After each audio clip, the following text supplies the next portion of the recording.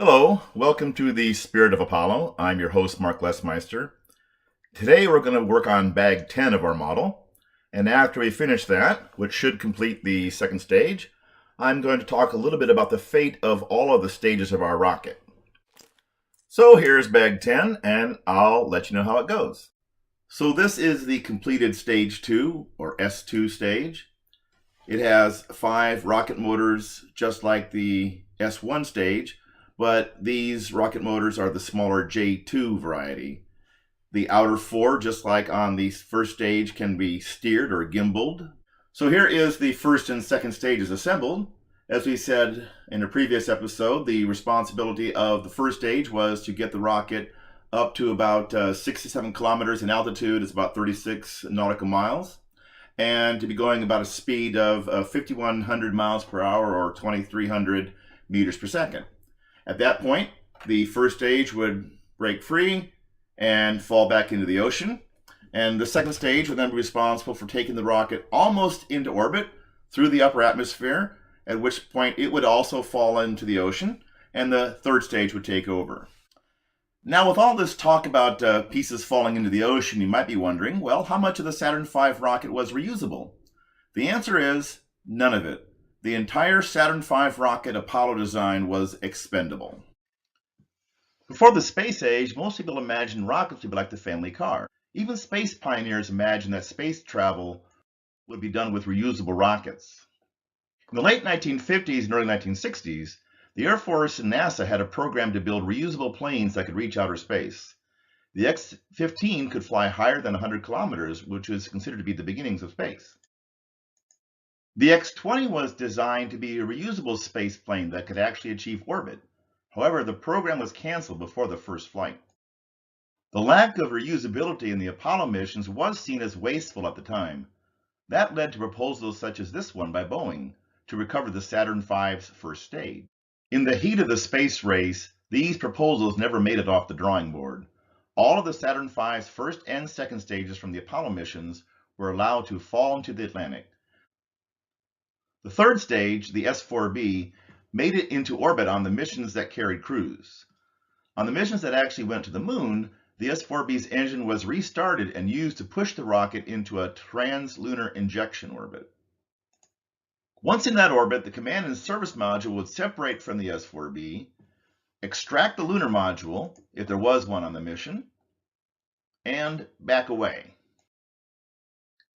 The S-4B's auxiliary propulsion units would then be used to put the spent S-4B into a different orbit from the command and service module. On Apollos 8 through 12, the S-4B was put into an orbit that would miss the moon entirely. Thus, these S-4Bs would end up in an orbit around the sun. The S-4Bs on Apollos 13 through 17 had a more spectacular, if much shorter-lived fate. Each Apollo mission from Apollo 12 onwards left behind a long-lasting seismometer that transmitted data back to Earth. Starting with Apollo 13, the S-4B stage was set deliberately on a path so to crash into the moon, setting off a moonquake that could be studied by the seismometers. Over the years, other, perhaps more elegant uses have been suggested for spent rocket stages.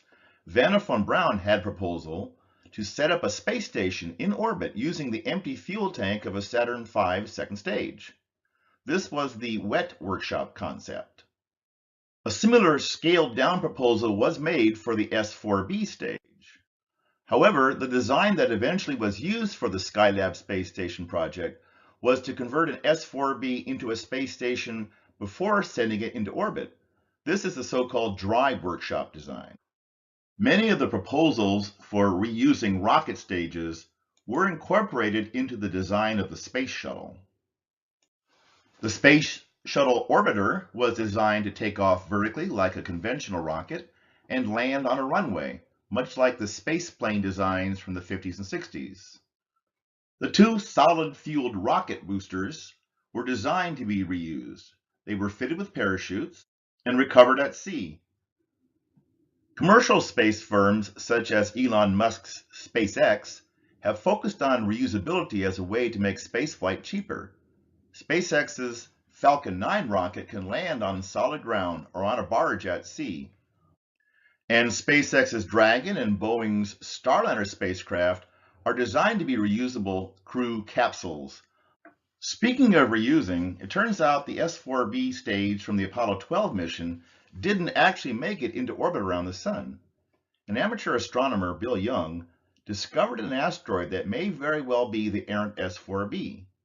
It's in an unstable orbit that shifts from orbiting the Sun to orbiting the Earth.